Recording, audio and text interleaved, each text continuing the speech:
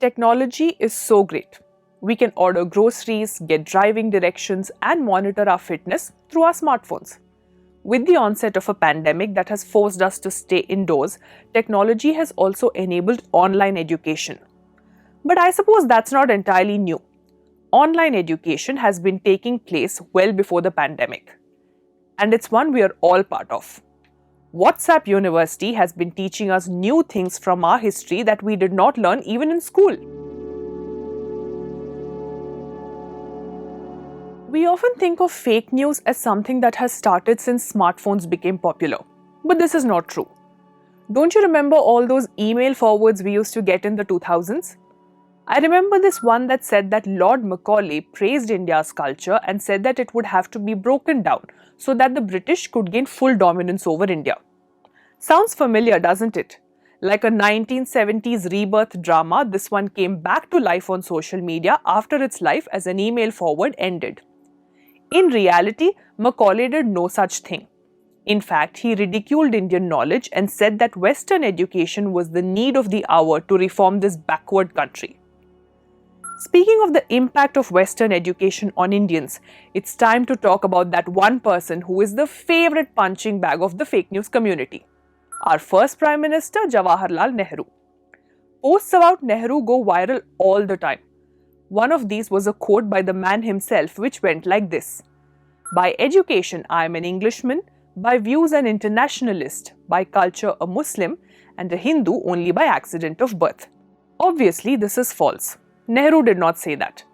But social media is not the only one at fault here. This misquote goes back to 1959 when Hindu Mahasabha leader N.B. Khare said that Nehru said these things about himself in his autobiography.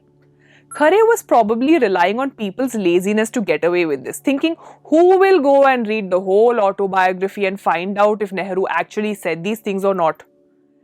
In 1959, people did not have access to knowledge the way we do now. Books were expensive, and very few could afford to buy them or have access to libraries. But that was no longer the case when this quote resurfaced on social media. So, when we got this quote, we procured an e-copy of Nehru's autobiography, did a keyword search, and found that he did not say such a thing. Easy. But letters are trickier than books.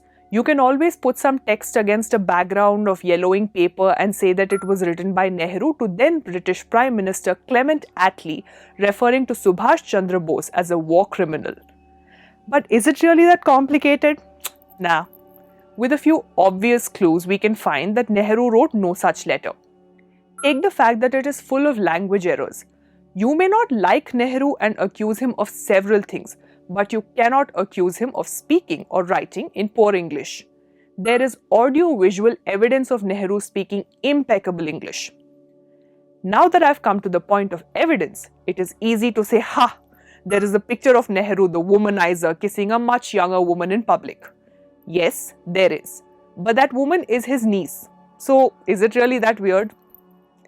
And speaking of photographic evidence of freedom fighters' womanizing tendencies, there is also a picture of Mahatma Gandhi himself sitting a little too closely to a woman. In this case, it was not a niece or a relative next to Gandhi, but a total stranger who was conveniently photoshopped to make him look bad. The original photo shows Gandhi and Nehru in conversation, and no, their noses are not pressing against each other in it. Between them is a decent distance. Distance makes the heart grow fonder. Fondness, love, Valentine's Day. Bhagat Singh was hung on Valentine's Day.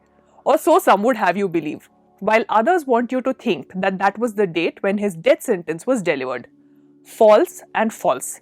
The death sentence was awarded on 7th October 1930 and the execution was on 23rd March 1931, neither of which is Valentine's Day. Staying in the Bhagat Singh lane, a photo of a man being beaten up was passed off as showing Bhagat Singh being flogged in jail. But the photo is from when he was still a school student and had not started participating in the freedom movement. Also, the photo is from a railway station, not jail. But jail reminds me of a story that a British journalist went into the Andaman jail and captured visuals of V.D. Savarkar while he was incarcerated there, and this footage was telecast on the BBC. But thanks to a simple internet search, we found that the footage is from a film on Savarkar's life featuring sets and actors and not the man himself in a real jail. At least this was from a movie about Savarkar. But in Rani Lakshmibai's case, a random photo was picked up and passed off as showing the Queen of Jhansi herself. I understand. Rani Lakshmibai is considered one of the first freedom fighters, and there is bound to be some curiosity about how she looked. But we can't make up history to satisfy our curiosity, can we? Wait, no. What am I saying? This entire video is about people making up history on their own terms. Fine, I stand corrected. But I don't want to sign off on that note. I want to be the one correcting mistakes instead of admitting to them. And so, last bit of fake news related to the British Raj and the freedom struggle. The names of freedom fighters are inscribed on India Gate in Delhi. Let me just say one thing. India Gate was built by the British, not by Indians. And why would they celebrate freedom fighters? Logic. In this way, using legitimate information available online and a little logic, we can debunk fake news easily, even if it is about people who lived many years before us. And in cases like Nehru, Gandhi, Savarkar and Bhagat Singh, their lives were very well documented and they were all prolific writers themselves. So there is a lot of material available to help us figure out if a bit of information about them is real or not.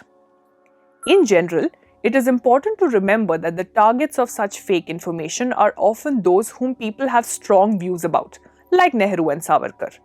We don't see posts talking about the hundreds of regional freedom fighters after all. And so, if we see controversial or overly glorifying claims about these polarizing figures from our history or even from our present, our fake news antennae should immediately tell us that something seems off. So, this Independence Day, we wish you freedom from misinformation and the right to the truth. Satyamev Jayate. Subscribe to Factly and hit the bell icon for updates.